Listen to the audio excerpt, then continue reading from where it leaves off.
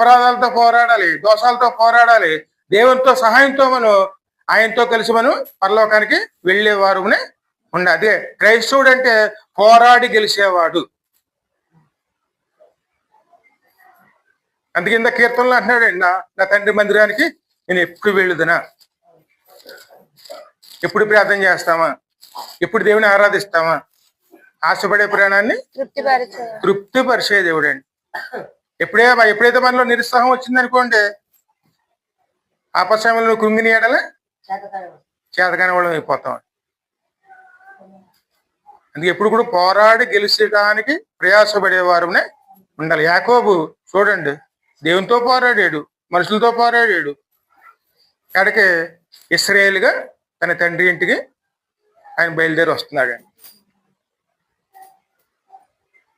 చిన్న ప్రార్థన చేసుకుందాం.